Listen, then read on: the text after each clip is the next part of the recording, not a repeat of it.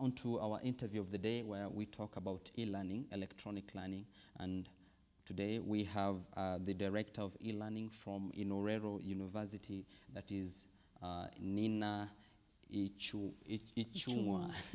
That is a very difficult name. So we'd just like you to explain to us what you mean by e-learning, because we want to also help our viewers to understand what e-learning is all about. Okay, thank you very much, Zawadi. And when you talk of e-learning, we are basically talking of learning on the web, learning that is not confined to the four walls of a classroom, where people can comfortably learn from the comforts of their home, their offices, of course using internet.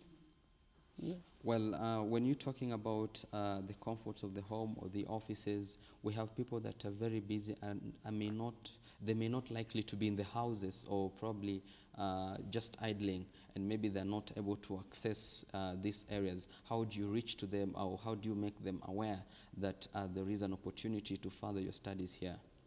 E-learning, as opposed to the class learning, is a mode of learning where you study at your own pace.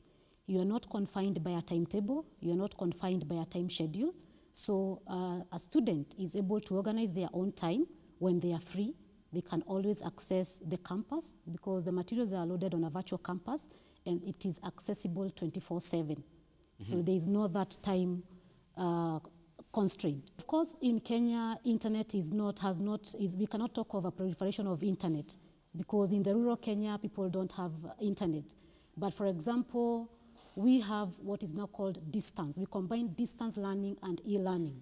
Distance learning meaning that we are able to provide the materials to the students, and they can go and read them on print. They can print, we give them CDs, they can print. But of course, when it comes to assignments, then they have to use postage or courier services to be able to send the assignments. So there's a combination of distance learning to cater for the Kenyan who has no access to internet, and we provide the same. And of course, those who have access now can opt for the e-learning version.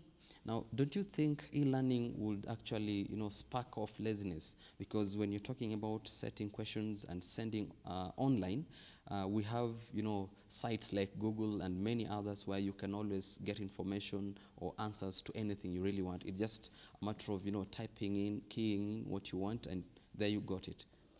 The fact that e-learning questions are done from wherever the person is doesn't mean that these are easy questions. They are set in a mode that is almost totally different from the class setting.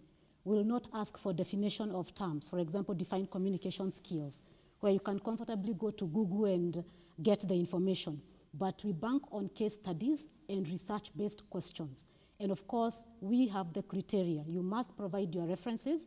And of course, plagiarism is not allowed. It's actually a crime in education. So people must provide their references. They must provide a list of sources that they consulted.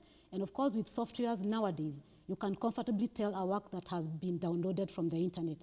And of course, now that makes the candidate lose marks. Now, when you're talking about giving feedback from the students, giving a reference point where they got their stories for that matter, or answers, how do you confirm that indeed they got this information from point A or B or C? For lecturers, I think they are always exposed. And in most cases, we give prescribed books. We give a prescription that you must, or try as much as possible to use the prescribed books. Certain assignments we request that you consult particular sources.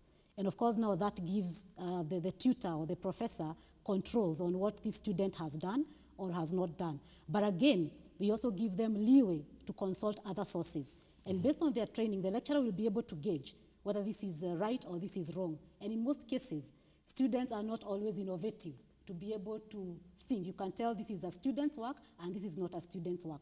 Now, let me just cut you short. Yes. We are running short of time, but yes. in your last remarks, I would like you to explain to us briefly what you will do in order to, have this system probably embraced. Is it really embraced in Kenya in the education system, or is it something that is not really well-versed with people?